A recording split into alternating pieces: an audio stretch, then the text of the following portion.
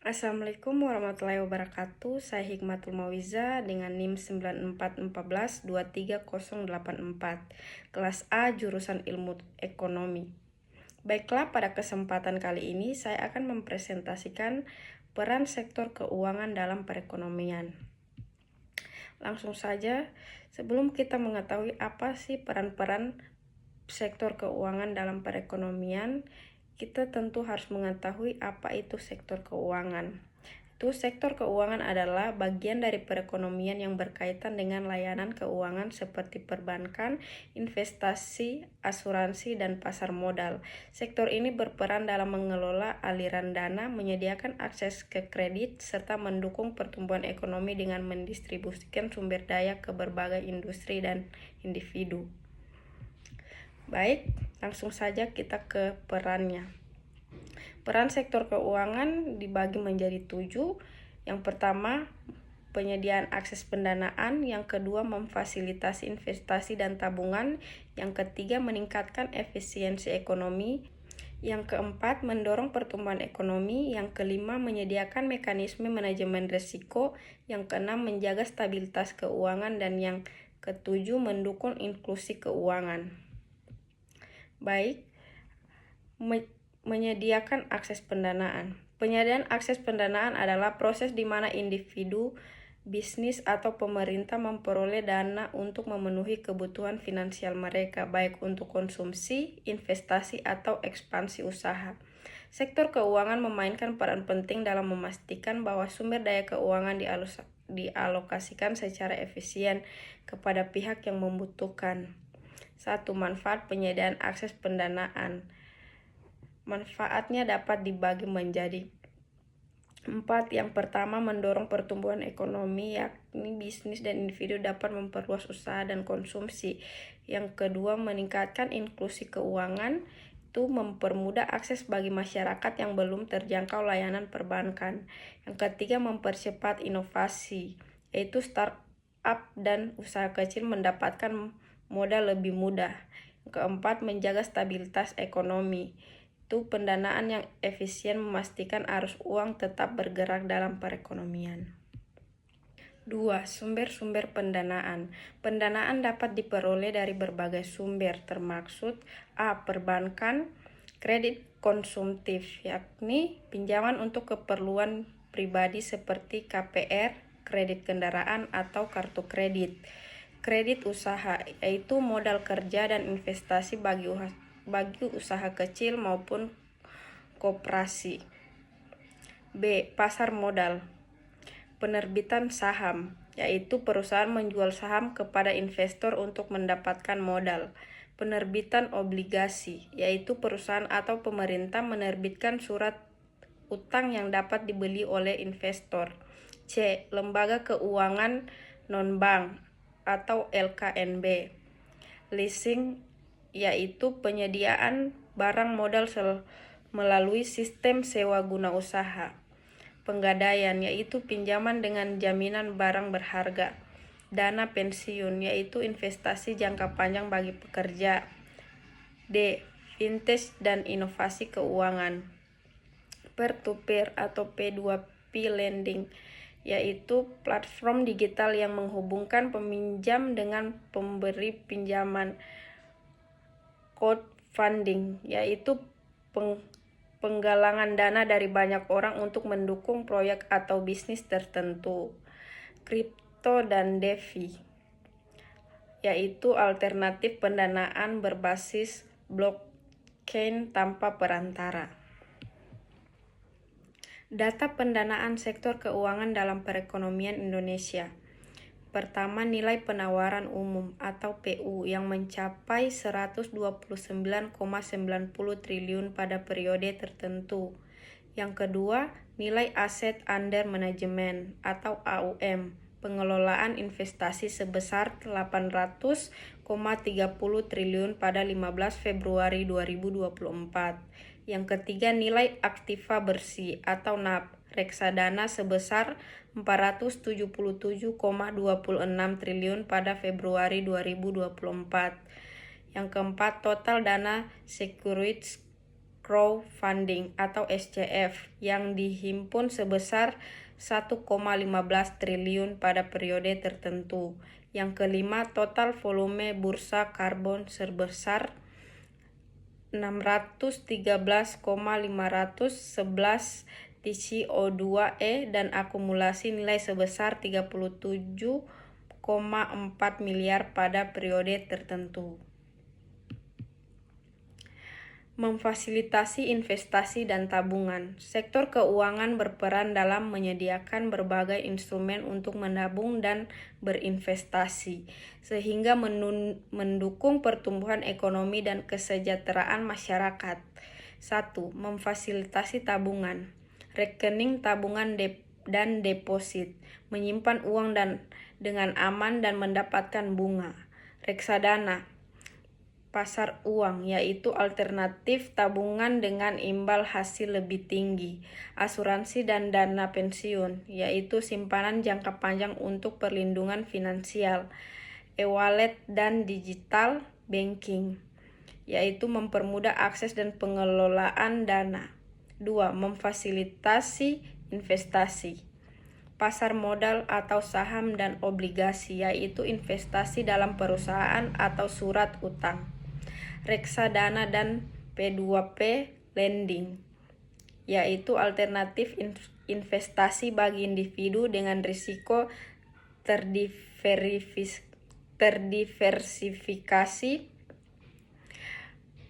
Properti dan leasing, yaitu investasi aset real untuk keuntungan jangka panjang. Kripto dan fintech, yaitu inovasi investasi digital berbasis blockchain. 3. Manfaat memfasilitasi investasi dan tabungan. Yang pertama, meningkatkan pertumbuhan ekonomi. Dana yang ditabung dapat digunakan untuk investasi produktif. 2. Meningkatkan kesejahteraan masyarakat, memberikan peluang bagi individu untuk meningkatkan aset mereka. 3. Mendukung stabilitas keuangan. Tabungan dan investasi yang dikelola dengan baik membantu mencegah krisis keuangan.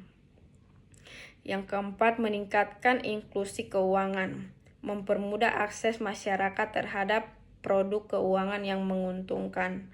Dengan menyediakan berbagai instrumen tabungan dan investasi, sektor keuangan membantu menciptakan ekosistem ekonomi yang lebih stabil, produktif, dan berkelanjutan.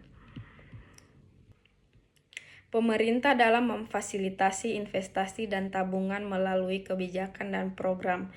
1. Menciptakan insentif untuk menabung. 2. Memfasilitasi terciptanya iklim investasi yang kondusif. 3. Memfasilitasi masyarakat, khususnya berpenghasilan rendah, agar memiliki akses ke layanan keuangan formal. 4. Melakukan investasi jangka panjang melalui pembelian surat berharga dan investasi langsung. 5. Melakukan investasi untuk meningkatkan pertumbuhan dan perkembangan perekonomian daerah. Meningkatkan efisiensi ekonomi. Efisiensi keuangan mengacu pada kemampuan sistem keuangan dalam mengelola, menyalurkan, dan menggunakan sumber daya keuangan secara optimal dengan biaya rendah, waktu yang lebih cepat, serta risiko yang lebih terkendali. Sektor keuangan berperan penting dalam meningkatkan efisiensi ini melalui berbagai mekanisme dan inovasi. 1. Alokasi sumber daya yang efisien, menyalurkan dana ke sektor produktif, meningkatkan akses modal. 2. Transaksi dan mengurangi biaya. Sistem pembayaran digital, pasar keuangan yang inklusif. 3. Mengurangi risiko dan ketidakpastian. Asuransi dan lindung nilai atau hedging. Diversifikasi investasi. 4. Mendorong inovasi dan pertumbuhan fintech dan digital banking. Peningkatan produktivitas. Manfaat meningkatkan efisiensi keuangan. Biaya transaksi lebih rendah, yaitu digitalisasi mengurangi biaya operasional dan biaya transfer uang. 2. Transaksi lebih cepat dan mudah, yaitu sistem pembayaran modern mempercepat arus uang dan perekonomian. 3. Akses keuangan lebih luas, yaitu mempercepat inklusi keuangan bagi masyarakat yang sebelumnya tidak terjangkau layanan keuangan formal. 4. Investasi lebih efektif dan aman, yaitu pengelolaan risiko yang lebih baik meningkatkan kepercayaan investor. 5. Pertumbuhan ekonomi lebih stabil dan alokasi modal yang efisien meningkatkan produktivitas dan daya saing nasional. Mendorong pertumbuhan ekonomi. Pertumbuhan ekonomi terjadi ketika terjadi peningkatan produksi barang dan jasa dalam suatu negara dalam jangka waktu tertentu. Untuk mendorong pertumbuhan ekonomi, diperlukan berbagai kebijakan dan faktor yang mendukung ekspansi sektor-sektor produktif. Berikut adalah beberapa cara untuk mendorong pertumbuhan ekonomi. 1. Meningkatkan investasi. 2. Kebijakan moneter dan fiskal yang mendukung. 3. Pengembangan sumber daya manusia SDM. 4. Peningkatan inovasi dan teknologi. 5. Meningkatkan akses keuangan dan inklusi keuangan. 6. Memperkuat sektor industri dan UMKM. 7. Ekspansi pasar dan perdagangan internasional. Menyediakan mekanisme manajemen risiko. Manajemen risiko adalah proses identifikasi, analisis, dan mitigasi risiko yang dapat berdampak negatif terhadap individu, perusahaan, atau perekonomian secara keseluruhan. Penyediaan mekanisme manajemen risiko bertujuan untuk mengurangi ketidakpastian dan meningkatkan stabilitas dalam berbagai sektor. 1. Identifikasi risiko. 2. Mekanisme manajemen risiko. 3. Implementasi dan pemantauan. Identifikasi risiko dapat dibagi menjadi 4. Yang pertama, keuangan. 2. Operasional. 3. Pasar. 4. Hukum dan regulasi. Mekanisme manajemen risiko dapat dibagi menjadi 3. Verifikasi investasi, asuransi, dan kepatuhan regulasi, dan tata kelola. Implementasi dan pemantauan dapat dibagi menjadi 2. Yang pertama, evaluasi dan audit berkala. 2. Penyesuaian strategi sesuai kondisi pasar. Menjaga stabilitas keuangan. Menjaga stabilitas keuangan sangat penting untuk pertumbuhan ekonomi yang berkelanjutan. 1. Diversifikasi investasi. 2. Asuransi dan hedging. 3. Pengelolaan kredit dan likuiditas. 4. Teknologi dan analisis data. 5. Kepatuhan regulasi dan tata kelola. 6. Cadangan keuangan dan kebijakan moneter. 7. Peningkatan inklusi keuangan. 8. Evaluasi dan pemantauan. Mendukung inklusi keuangan. Inklusi keuangan adalah upaya memastikan seluruh lapisan masyarakat memiliki akses terhadap layanan keuangan formal yang berkualitas, tepat waktu, dan terjangkau. Hal ini penting untuk mendorong pertumbuhan ekonomi, mengurangi kemiskinan, dan mengurangi kesenjangan ekonomi. Strategi untuk mendukung inklusi keuangan dapat dibagi menjadi 5. Yang pertama, pengembangan produk keuangan yang inovatif. 2. Edukasi dan literasi keuangan. 3. Pemanfaatan teknologi digital. 4. Kemitraan dengan lembaga keuangan lokal. Dan yang terakhir atau yang kelima, kebijakan dan regulasi yang mendukung. Baiklah, mungkin itu saja yang dapat saya presentasikan pada materi kali ini. Lebih dan kurangnya mohon maaf. Wassalamualaikum warahmatullahi wabarakatuh.